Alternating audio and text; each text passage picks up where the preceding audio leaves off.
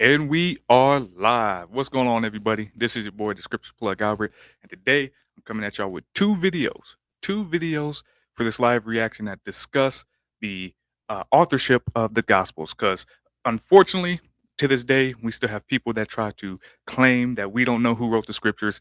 We don't know if it was really Matthew, Mark, and Luke and John, and people like Bart Ehrman, and yeah, he's probably the biggest one that is the biggest skeptic when it comes to that. But thank God we do have an understanding of who wrote the Gospels, and that's what we're about to get into today. So, real quick, I do want to shout out some people. I'm going to shout out Testify. Testify will be the first video that we watch today.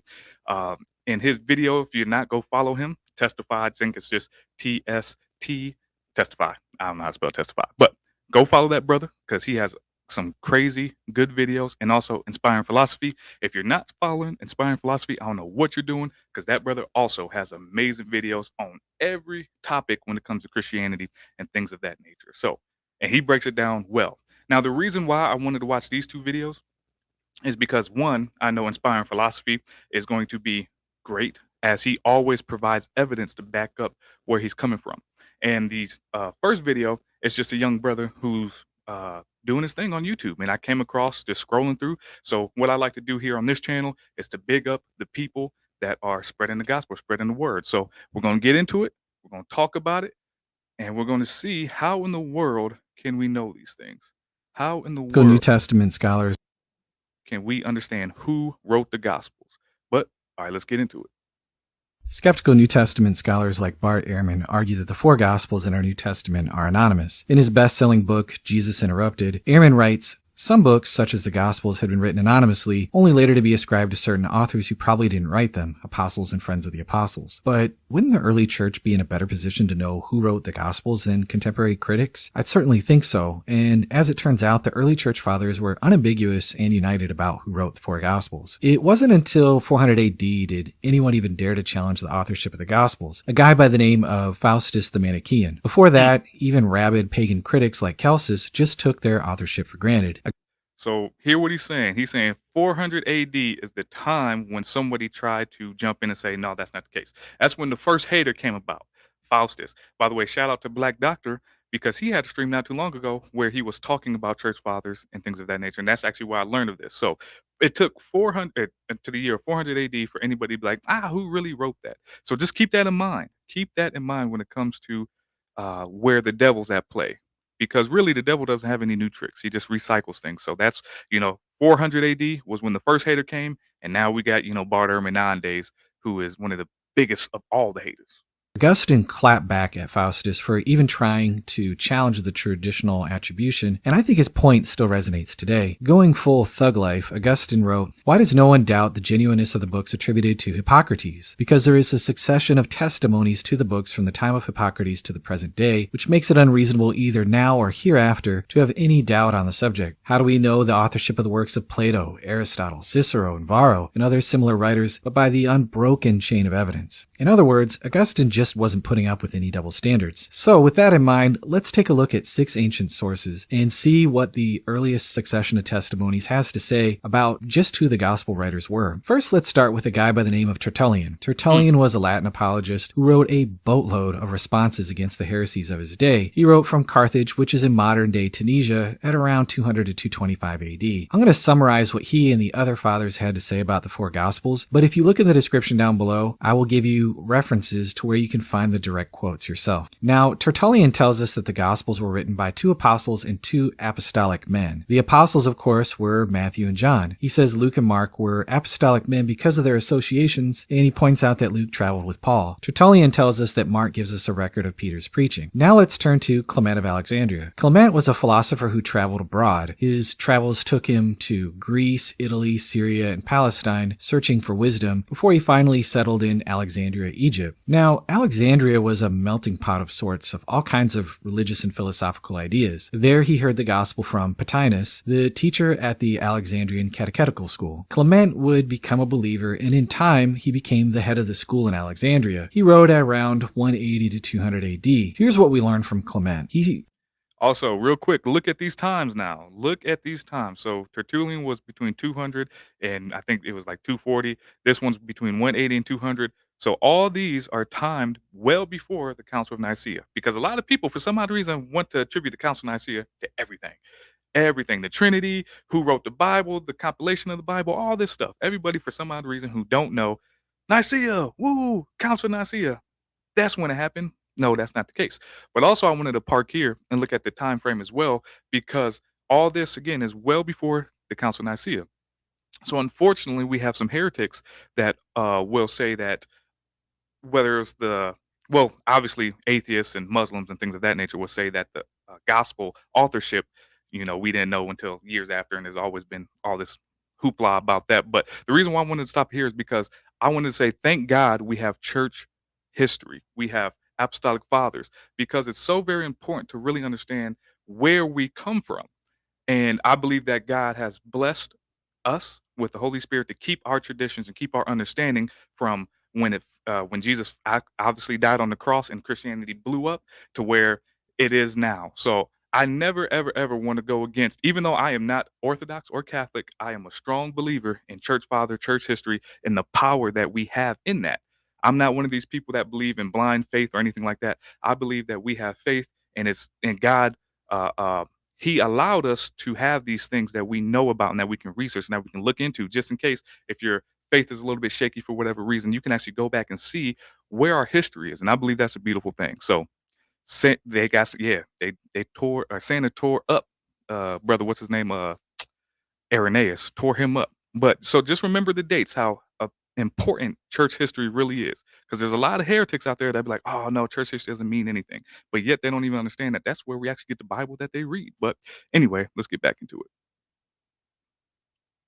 Tells us that, at the urging of others, Mark wrote his gospel and based it upon Peter's preaching. Matthew and John wrote their gospels based on their own recollections, and Matthew's gospel was originally written in Hebrew. John was requested to write about things that were left out of the other three gospels. Moving on to Irenaeus of Lyon. This church father is a big deal because he was a disciple of Polycarp, a disciple of the apostle John himself. So now here we are, just one human link away from the apostles. Lyon is in modern-day France, and Irenaeus wrote it around 180 AD. Irenaeus agrees that Matthew's gospel came first and was written in the Hebrew language. He wrote it while Peter and Paul were still alive preaching in Rome. Mark was Peter's disciple and recorded Peter's preaching. Luke was Paul's traveling companion and also wrote a gospel himself, and Irenaeus tells us that John wrote a gospel while he was living in Ephesus. Next up, instead of looking at a person, we're going to look at the Muratorian canon. Now, the Muratorian canon or Muratorian fragment is the oldest list of the New Testament books that we've discovered. The original document is dated to the late 2nd century, which is why it's a big deal. The fragment lists 22 of the 27 books that were later included in the New Testament. It was discovered by and named after the Italian historian Ludovico Muratori in the Ambrosian Library in northern Italy and was published around 1740. The early part of the text is lost, but most scholars agree that it refers to Matthew and Mark. The fragment tells us that Luke wasn't personally an eyewitness, but wrote his gospel based on other reports. John wrote his gospel at last at the urging of some friends. Moving on to Justin Martyr. Justin was a Christian teacher and writer, and as his name indicates, he died for his faith. He was a native of Samaria who moved to Ephesus to study philosophy. Justin was very impressed with the character of Christians who are willing to be martyred for their convictions, and he converted when he met an older man who challenged his philosophies and shared the gospel with him. After becoming a believer, Justin was very famous for writing apologies, which were addressed to the Roman Emperor Pius in the face of great persecution. His writings give us amazing insights into the beliefs and practices of 2nd century Christians. While Justin never mentions the apostles by name, he does say that the Christians possessed memoirs of the apostles. These writings were read in churches and also called gospels. Justin tells us about Jesus' life from the gospels, and we know that Justin was referring to our four gospels because he had a student by the name of Tatian. Now, Tatian wrote a book called the Diatessaron, which literally means through four. Scholars believe that this was an early harmony of the four gospels and contains nearly the whole text of the books that we're familiar with. And the Diatessaron begins with John's prologue. Moving on to Papias. Little is known about Papias other than he was the bishop of Hierapolis in Asia Minor. He recorded details regarding Jesus and the apostles in 5 volumes titled An Exposition of the Sayings of the Lord. Sadly, his works are now lost, like most ancient writings, but we do have some excerpts of his writings found in other books. While there's some debate over which John exactly Papias knew, many believe that Papias was a hearer of the apostle John. Irenaeus at least seems to take that for granted disputed, and Papias rubbed elbows with Polycarp. From Papias, we learn that Mark was Peter's interpreter and wrote down what Peter preached, but not in order. Papias tells us that Matthew's gospel was originally written in Hebrew, and others translated as they were able to. So let's take a look back now and just consider all that we've seen. We've looked at 6 ancient sources. In those ancient sources, we have 0 traces of any disagreement. There's a lot of agreement, not only who wrote the gospels, but how they were written, when, and why. Notice that this evidence comes from all over the Roman Empire. You have modern-day Turkey, Tunisia, Italy, France, and Egypt. Remember, this was before email, text, Facebook, or Google. It's not as if they could all convene at Crete at the same time and concoct a story together. So what we have here agrees with the manuscript evidence that we have, which we looked at in a previous video. To say we have no idea who the 4 evangelists were just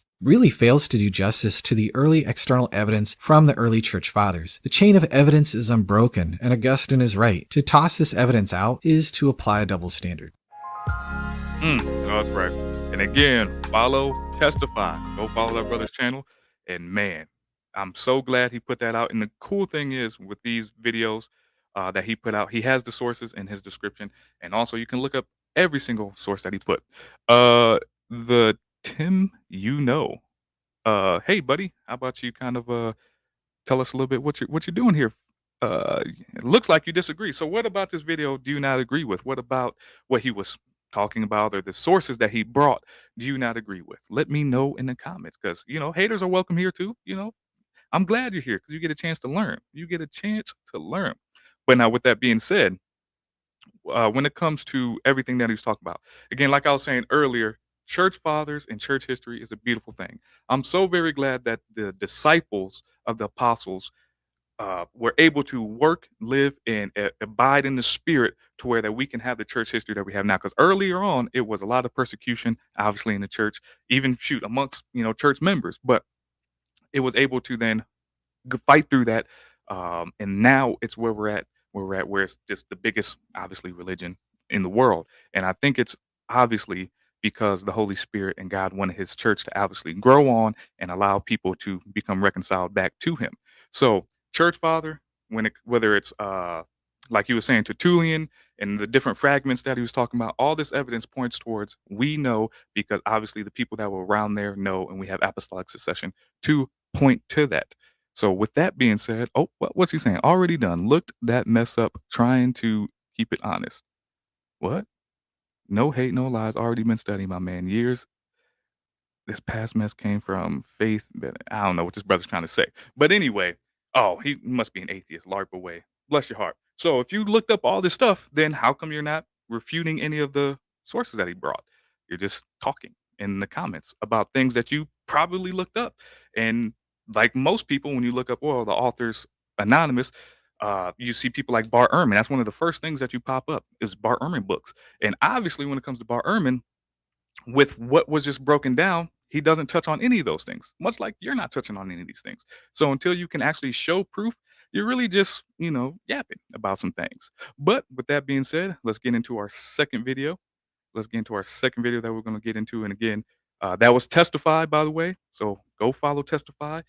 Go look up some of his videos. I enjoy when people make videos like that, when they're able to like have the writings in there, and he had some of him in there, the flavor that he had, and some of the words that he used when he was talking about the Faustus and Athanasius, debates and things of that nature. So I like that a lot. I like the writing and how he was able to break it down with the sources. So, but let's get into this next one real quick.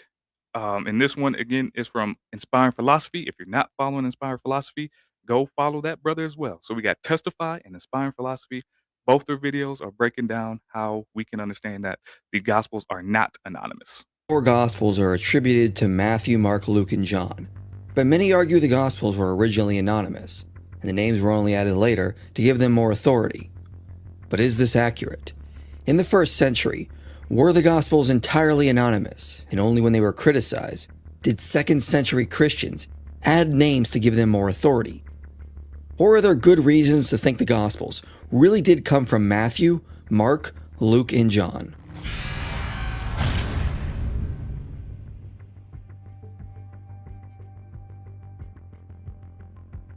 Christian tradition teaches that 2 of the Gospels were written by disciples of Jesus, Matthew and John. The other 2 are written by followers of the disciples. Mark was a follower and the interpreter of Peter, and Luke was a traveling companion of Paul. But according to the consensus of New Testament historians today, there is no reason to think the Gospels were written by the men they are attributed to. Bart Ehrman says, there were some books, such as the Gospels, that had been written anonymously, only later to be ascribed to certain authors, who probably did not write them, apostles and friends of the apostles. David Carr and Colleen Conway say, all 4 of the canonical Gospels were originally anonymous. It was only in the 2nd century CE, when the 4 Gospels were published as a collection, that the superscriptions were added to the Gospels, attributing authorship to Matthew, Mark, Luke, and John respectively. Dale Martin says, we believe that all 4 Gospels were originally published anonymously, and the names they now bear were given to the 4 books later in order to link the books to disciples of Jesus, or close disciples of Jesus. However, within the past few decades, many scholars have been pushing back against this consensus and arguing the titles of the Gospels were most likely included when the Gospels were originally written, and they were always understood as having come from Matthew, Mark, Luke, and John. One of the reasons the traditional authorship of the Gospels is denied is because none of them internally mention an author, either in the preface or main body. Thus, the Gospels are by definition internally anonymous. But that doesn't mean they ever circulated without names attached to them. In 2019, Simon Gathercole wrote an important paper where he points out a lack of claim of authorship internally is entirely irrelevant to the question of the Gospel's anonymity. The reason being is many ancient works were also internally anonymous. Xenophon didn't include his name or pseudonym within the text of the Anabasis. Josephus left his name out of Antiquity of the Jews. We don't see any prefatory self-references in the works of Polybius, Diodorus, or Arrian. Latin authors like Sallust, Livy, and Tacitus did not mention themselves internally in their works. Mike Licona adds that Julius Caesar did not identify himself as the author of his commentaries on the Civil War, and he writes entirely in third person, as the author of John's Gospel may have done. In fact, Elmer Herkomer noted that this practice of an author leaving their name out of the body of their work was the standard norm. If we look specifically at the genre of ancient Greco-Roman biographies, of which the Gospels fit nicely with, we can see it was common to write biographies internally anonymous. Gathercole notes Philo admitted his name from his biographical works on Abraham, Joseph, and Moses. Plutarch makes no mention of his name in Parallel Lives. Porphyry does not state he is the author of any of his surviving works. Neither does Philostratus, Nepos, or Tacitus when he wrote a biography of his father-in-law. Lucian does not mention he is the author of his works Alexander the False Prophet, the Toxaris, and the biography of Demonax. He only mentions his name at the end of one of his works, The Passing of Peregrinus, where it reads Lucian de Chronos, with best wishes. Gathercole notes the only other example he can find where an author's name is mentioned is the fictional one of Aelius, which is in a late work called the Historia Augusta. And because it is fictional, it likely wasn't written by the author it is attributed to. Additionally, Loveday Alexander notes the prologues of ancient technical handbooks often lack the author's name. She argues Luke's prologue matches a standard medical or technical prologue from that time, and so it's not strange that Luke doesn't mention himself either. Thus, given this survey, Gathercole says, the absence of the evangelist names should excite no comment at all. Such an absence is not remotely a curious feature. In other words, given the cultural context, we should expect the Gospels to be internally anonymous. And so the argument the Gospels do not eternally identify the authors is not actually evidence they were known as anonymous works. Okay, so I love it. I love it. I love it. And again, this fella in the comments talking about sources. Thank God this brother's providing the sources. So if you want to pause and go back and look at it, you can see the sources that he's talking about. Since you say actual scholars, I don't even know if you know what an actual scholar is. But with that being said, it's a beautiful thing when we are able to learn and grow and have an understanding of where the truth is actually pointing to. So we have all these other works from the ancient times that we don't have any authorship to, but people don't necessarily. Maybe they do. Somebody was probably gonna have to fill me in because I don't necessarily pay attention to Greek works from people like Tacitus and all the other people that he named. But it seems that there's always been in that time frame that the quote unquote anonymous author was there, but that doesn't mean that we don't know who wrote their particular works. So I'm so very glad he's also taking his time with the video. He's allowing it to play out and go point by point, so it seems, because we're just really into the beginning of the video, and he was spent a lot of time when it comes to what it actually means to not necessarily have your name in the text, and how in actuality it really doesn't mean anything, especially for that time frame. So this, again, inspiring philosophy. Shout out to that brother. The work that he puts in is amazing. Gathercole goes on to say, the absence of a name within the body of an ancient work is entirely understandable because of all the other ways in which the author might be identified. There were, of course, numerous ways of indicating an author's name in or on a roll or codex outside of the work itself. Ancient works would often identify the author in an external fashion, like in a title or subscription above the main body, or in a table of contents, a running header, an end title, on a title page, signed by the author on the back of the scroll, or with a name tag attached to the scroll. Some of these methods are unlikely candidates for how the authors of the Gospels were identified, but the point is the standard practice appears to have been to introduce the author apart from the main body. It's plausible the Gospels always came with titles attributing them to their respective authors. As Simon Swain said, it is perfectly normal for literary works to begin without a reference to their author. The author's name should already be known to the reader or hearer from the usual devices. But what of the claim that the four Gospels were not attributed to Matthew, Mark, Luke, and John until the 2nd century? Well, there are many reasons to think their titles were actually original. First, the Gospels would have needed to be identified when copies were added to private library collections of the various churches.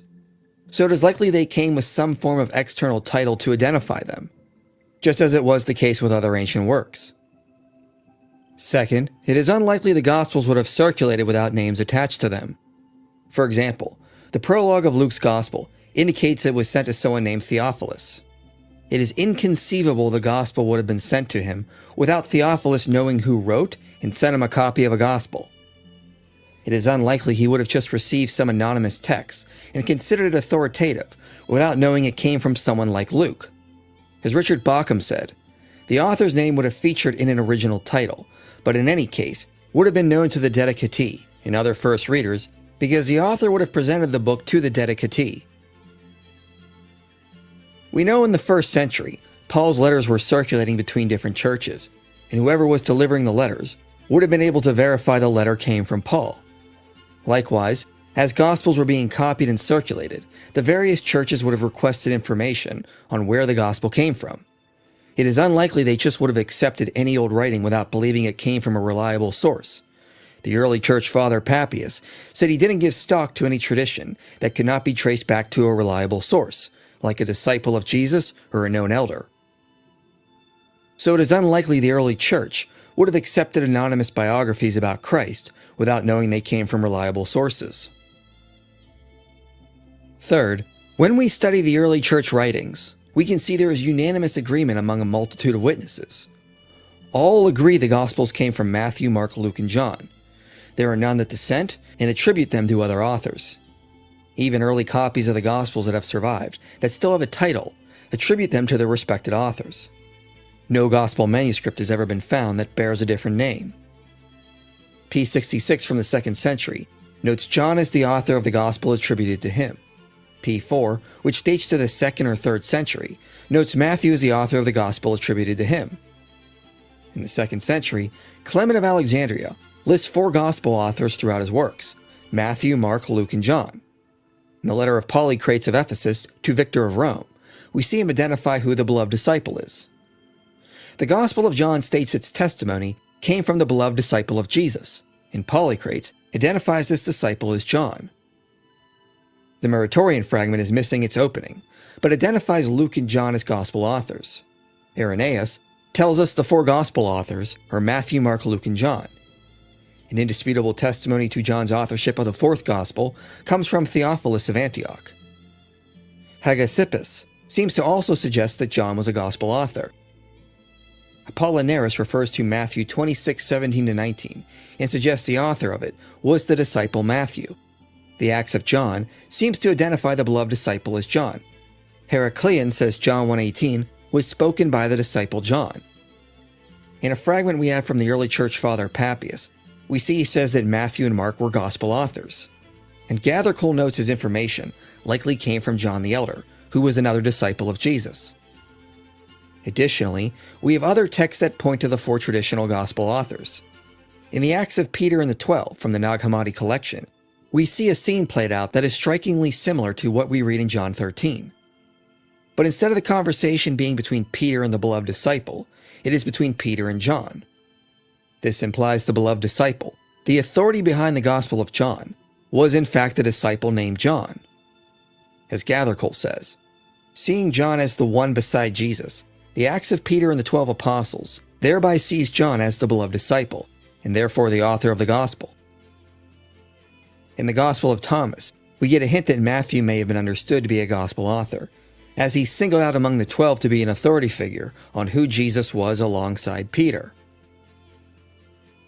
When we survey the early data, we see unanimous consent that the four Gospel authors are Matthew, Mark, Luke, and John. No one ever claims another author for the four canonical Gospels, and no one ever suggests the Gospels were understood as anonymous. Even Justin Martyr suggests the Gospels were known to be attributed to evangelists, not that they were anonymous works. Moreover, it is important to note that this unanimous attestation comes from across the whole Roman world, and not simply one region. So real quick, I also want to point this out. So right now, the information that Inspiring Philosophy is giving us is the same information, but just expounded on, that Testify was giving us. And it was crazy is all the same information is simply found with the easy Google search. So with that being said, what's the Tim since you want to, argue and stuff in the comments after we get done through playing the video so that we can have an understanding of how we know that gospel texts aren't anonymous. How about you come up? I'll put the link down there. You come up and show your information and show what you have to dispute what's going on right here. So that is open for you once the video is over with. And once we get done, you can come up and share whatever information you got. So with that being said, outside of that, again, shout out to Inspiring Philosophy. Shout out to Testify. If you're not, go follow those brothers because, man, they was putting in great work when it comes to these videos.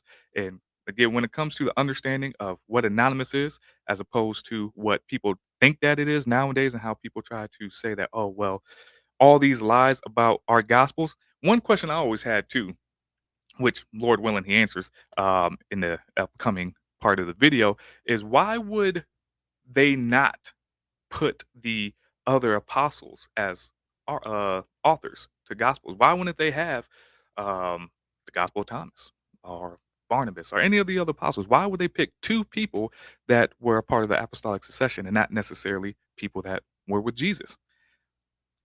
To me, that kind of seems like if you were really putting names on it and just attributing it to people, you would put bigger names. So that's just something that always, struck my thought process, like, oh, well, why wouldn't they just put better if that was the case? But again, thank God it's being broken down so that we figure out why that's the case. Thank God for church history again. Shout out, man. Shout out to the church fathers, apostolic succession. Man, shout out to the Lord, man. He does a beautiful thing. Shout out. And matter of fact, shout out to Latia too, because you're right. Jesus is Lord. Oh, is that popping up? I got to get that popped up. Jesus is Lord. Jesus is Lord. And yes, every knee will bow to Jesus one day. I know that's right. I know that's right. She come on spitting every time. Every time. But anyway, let's get back into it. Multiple authors from different regions all agree the four gospel authors are Matthew, Mark, Luke, and John. But perhaps a skeptic could argue they all got their information from the same source before it spread out. Even if this was true, given that we have cited many 2nd century sources, the original point of the tradition must have been early for it to have become such a widespread tradition by the 2nd century, meaning it likely originated in the 1st century when the Gospels were being composed. But also, when we study the traditions, we see variation. Irenaeus and later church fathers suggest the order the Gospels were written in was Matthew first, followed by Mark, then Luke, and then John.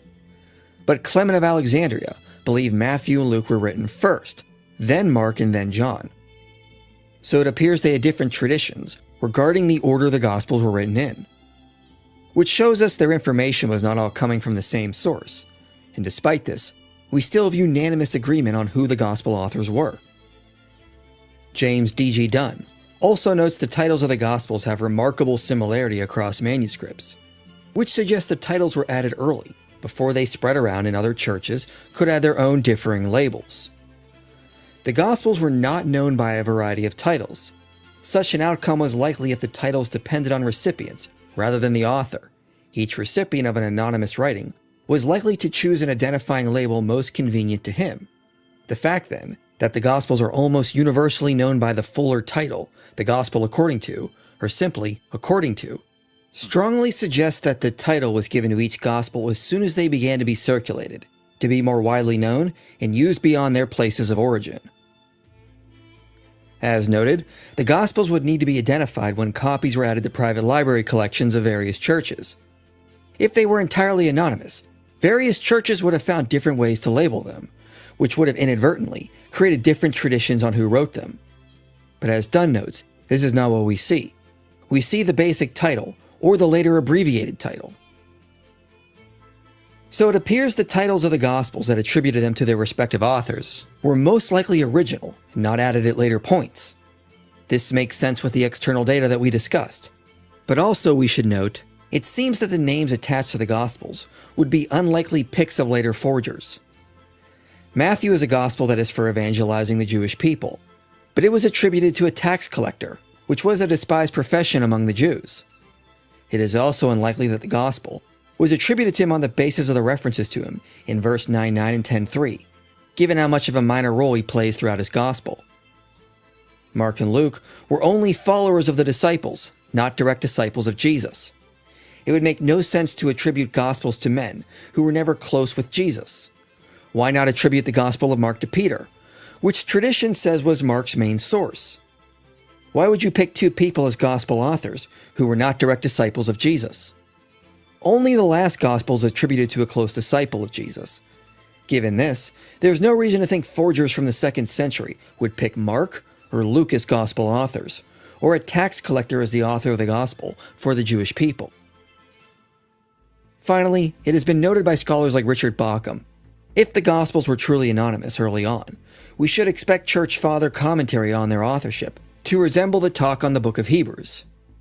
Hebrews is truly an anonymous work, and instead of the church picking an author to attribute it to, they debated on who wrote it, and suggested different authors.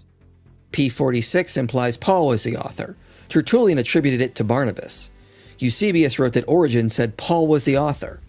Others attributed it to Clement of Rome or Luke. As Gathercole says, this sort of diversity is exactly what we do not find in references to the authorship of the Gospels. And that's okay. Instead, we have unanimous agreement. Not church fathers trying to figure out who wrote anonymous biographies. So when we survey the data, there is no reason to deny the traditional authorship of the Gospels. It was a common practice in biographical works to be internally anonymous. Most works identified authors externally, like with a tag or in the title. There was a practical need to identify the Gospels as they spread out, and were added to Christian libraries. We have no indication the Gospels were ever thought of as anonymous. And we have unanimous attestation from multiple witnesses. The authors were Matthew, Mark, Luke, and John. No other authors were ever suggested for the 4 Gospels, and the traditions about them differ on minor details, indicating this did not all stem from one source that fooled them all. Additionally, the names Matthew, Mark, and Luke are unlikely titles forgers would have selected. And if the Gospels were actually anonymous, the conversation about their authorship should have resembled the talk about who authored Hebrews. At the end of the day, what reason do we have to deny the traditional authorship of the Gospels? Additionally, we have far more attestation for their authorship than other ancient works, as Michael Ikonis says. The best source attesting Plutarch's authorship is the Lamprias Catalog, written more than a century and perhaps more than 2 centuries after Plutarch's death. Additionally, it is falsely attributed to Plutarch's son. Still, no one questions Plutarchian authorship.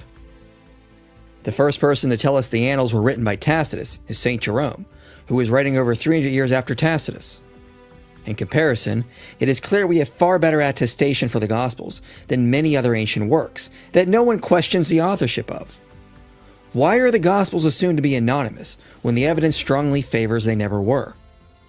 To be honest, I have yet to see a sufficient argument to address this from those who wish to maintain the Gospels were originally anonymous. As Martin Hengel said, "Let those who deny the great age and therefore the basic originality of the Gospel superscriptions, in order to preserve their good critical conscience, give a better explanation of the completely unanimous and relatively early attestation of these titles, their origin and the names of the authors associated with them. Such an explanation has yet to be given, and it never will be." Shout out Inspired Philosophy. If you're not following that brother, go follow that brother. Because I tell you what, that breakdown right there, that breakdown was beautiful. Beautiful, beautiful. And again, thank God for brothers like Inspired Philosophy and Testify that are able to break this stuff down and really look into the sources that prove what it is that we've known. But if you didn't know, well, now you do. So I strongly suggest anybody to go back and replay this video, or actually the original video, so that you can actually take down the sources and go look for yourself. Because again, shout out for them for getting the sources, but we, I think, should do our due diligence as well and make sure that those sources are right and all right. Then, if we're able to make sure that the sources are right, we're not just listening to, people on YouTube, but we're actually saying, okay, well, this person is pointing towards this way. Let's get it. Let's look at it and then be able to draw those conclusions for ourselves as well. So again, shout out to both those brothers, Testify and Inspiring Philosophy. If you're not following them, go follow them. Right now, if the Tim is still in here, I would still like for you to come up and give some of those sources. If you're still in here, I can't necessarily see. That's one thing. Maybe I'm tripping. Is there a way that you can see who's in here? Like, is there any way that is possible, or no? Because I want to see if this brother's still in here. 'Cause I want to see the sources that he's bringing. Because I seen the sources that Inspiring Philosophy had. I seen the sources that Testify had. I can go look at them. I'm actually looking at an article right now that has literally the same 6 of the points that Testify had. The same 6. Actually, matter of fact, since we're here, while I'm waiting on the Tim to see if he's going to respond, let's look at the article real quick. Let's look at the article real quick. So this is just well, I'm not saying this is the article that he used. I'm just saying that this was an article that I found with using um, the same 6 sources that he had. So 6 ancient sources that prove the traditional authorship of the 4 gospels.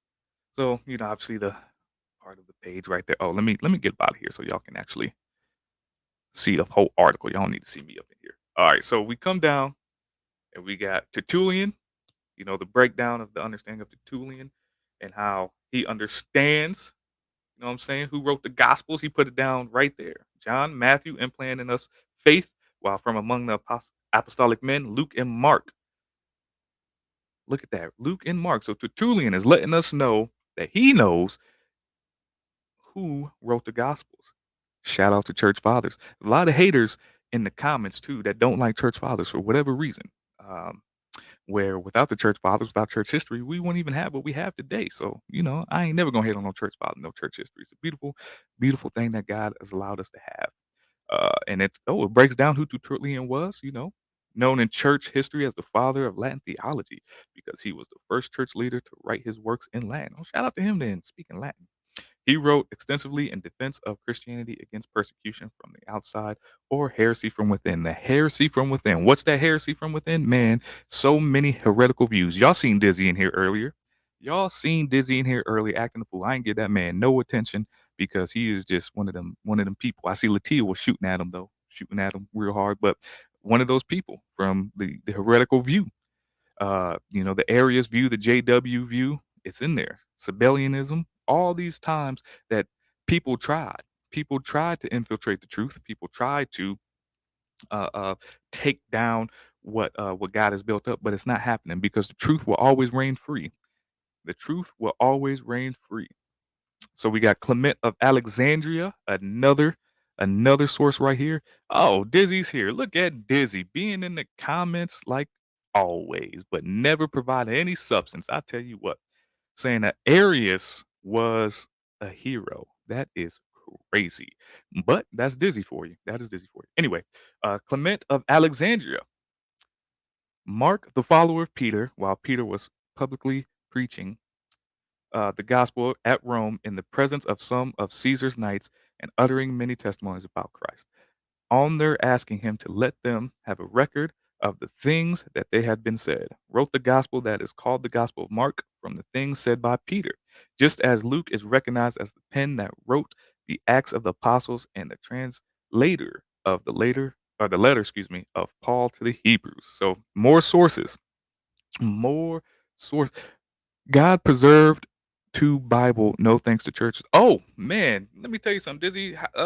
Who who was the people that put the Bible together? Who put the Bible together, Dizzy? That's a question I got for you. What type of people, you know what I'm saying, put the Bible together? Who were the ones that said, you know what? We got together, we prayed, we understood what needs to be in scripture and what doesn't. What type of people were those, Dizzy? What type of people? But so who was Clement? Who, man, shout out to Clement. Clement was a philosopher who traveled abroad, including Greece, Italy, Syria, Palestine, and finally to Alexandria, Egypt. Alexandria was a melting pot of all sorts of religious and philosophical ideas. There he heard the gospel from uh, Pananius, the teacher of the Alexandrian. Y'all know what that says. I don't know what that says. Catholic school, whatever. Clement would become a believer, and in time, Clement became the head of the school of Alexandria. Look at that. Look at that beard right there. That's glorious.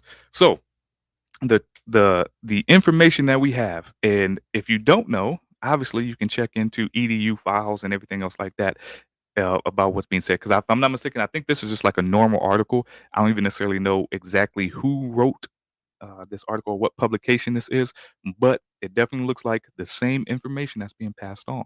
So, what's some other ones? Justin Martyr, obviously. Shout out to Justin Martyr. By the way, if you didn't know, I just did a video yesterday reacting to Jay Dyer and Sam Shamoon talking about Justin Martyr and how he believes that Jesus is God and not a heretic like Dizzy. Dizzy, bruh, speaking of, I'm waiting for you. I'm waiting for you to put down what and who, good among the bad, I guess. God inspired the word and God preserved it. So God inspired the word and God preserved it. Who put it together, Dizzy? That's what I'm asking. Who was the one who compiled the scriptures? How do we know what men through the Holy Spirit put the Bible together so we know that things like the Gospel of Thomas isn't in there, or things like any Gnostic text from around that time, or any Ebionite text from around that time are not in the Bible? That's what I'm asking, Dizzy. That is what I'm asking. So we got Justin Martyr's works. Y'all see there. What else we got? We got Irenaeus. Shout out to Irenaeus. He's a G. If for real, I'm like really looking into all his works against heresies because I love it when it goes against people like Dizzy.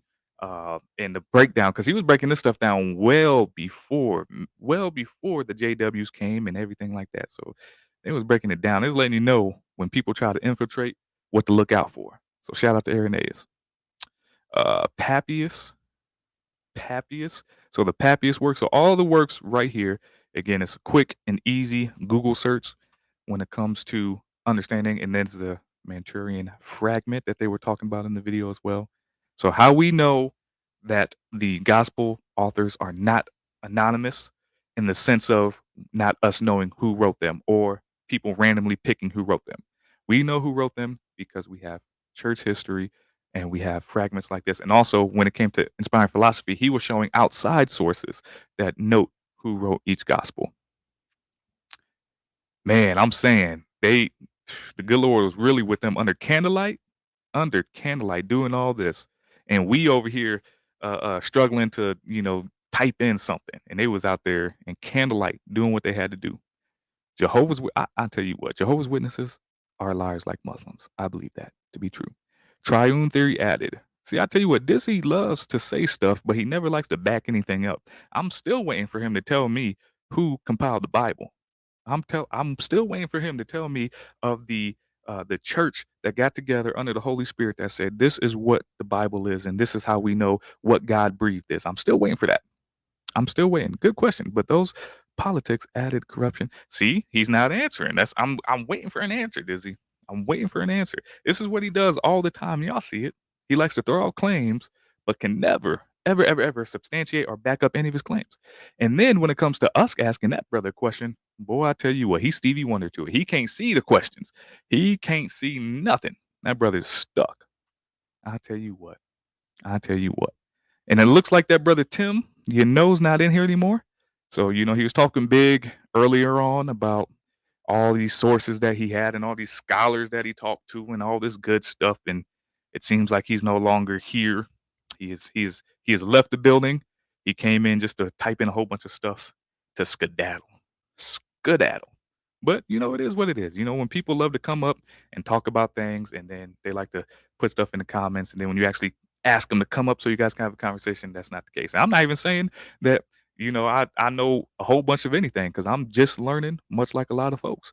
But I'm willing to have the conversation. But some other folks ain't. Just like Dizzy, I've been done asked Dizzy to come up every time I'm live. Every time he just in the back in the comments like, nah, bro, I ain't coming up.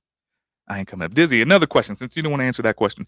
Dizzy, tell me why, if the church that put together the scriptures were Trinitarians and they believed in the truth, when was it that the Trinity was formed? When was that doctrine formed? When was the idea that Jesus was God formed? How about that? How about that? I'll put that out there. Can you answer that for me, Dizzy? Why did the Jehovah's Witnesses make fake prophecies and not? Ooh, I tell you what, that's a good question. Dizzy, can you answer that? And Dizzy, one of them fake Jehovah's Witnesses. He's like, no, I ain't a Jehovah's Witness. I just read the Bible. You a lie. You a JW. You out there with the New World Translation in your pocket right now, and your little tie on, standing probably in front of a meat market right now, trying to spread some heresy. That's what you're doing, Dizzy. I know it. I know it, brother. I know. It's all right though. It's all right. Nothing against the. Okay, so Dizzy says nothing against the compilers of the Bible. So he ain't got nothing against the compilers of the Bible, but yet he thinks the Trinity is from Satan, but yet the Trinitarians are the ones who put it together. Okay, cool. That makes sense. That makes a whole lot of sense. But when you're in error and when you're in heresy, you have to make those claims. You have to. Oh man, my bad. So we over here. I'm trying to look at God's triune God and reign throughout the time from Babylon. I don't even know what this brother's talking about. This brother can't answer. Triune gods. See, look, he can't answer a question. The question was simple, and he's talking about a whole bunch of other stuff. By the way, if y'all didn't know, Dizzy's one of these people that believe that Nimrod is a triune god, even though he's already admitted that it was a triad, and he has already admitted that nowhere in the Bible does it say anything about that. That it comes from later works. But Dizzy's being Dizzy, special. That's why I call. If y'all don't know. If you ever seen the movie Life, I call Dizzy Can't Get Right.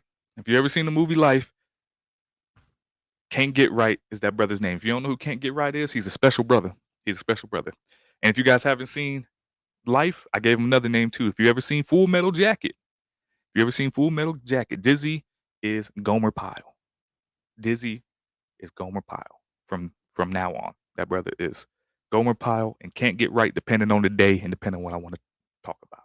So Manchurian fragment, excuse me, is the oldest list of the New Testament books we have discovered. The original document is dated to the late 2nd century and lists 22 of the 27 books that were later included into the New Testament. It was discovered by and named after the Italian historian Ludwig, Italian way to pronounce that, in the Ambrosia Library in northern Italy and was published by him in 1740.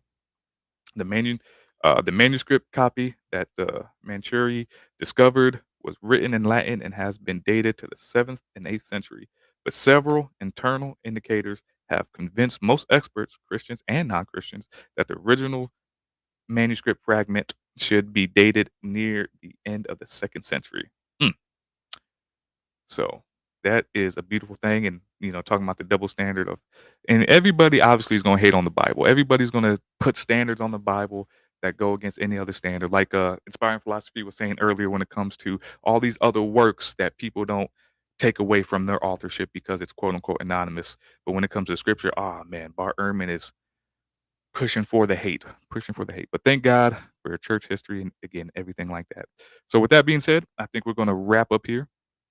We are going to wrap up. By the way, if you still feel like being online a little bit later, if I'm not mistaken, One Way Apologetics will be live on YouTube. One Way Apologetics, he will be live on YouTube with Black Doctor breaking down a debate that happened on TikTok. So if you're on live a little bit later, go follow One Way Apologetics so you can see their breakdown. With that being said, for you being here, and I appreciate you. Hopefully you were able to learn something if you didn't. And if you already knew, hopefully you're able to pass this information on to somebody else so that if anybody's struggling with maybe a person or atheist or a book that they read that talks about the anonymous authorship of the Bible, you can explain to them what that actually really means and how we know who actually wrote the Gospels. So with that being said, this has been your boy, Scripture Plug Albert. I'll catch you guys next time. I'm out. Love you. God bless.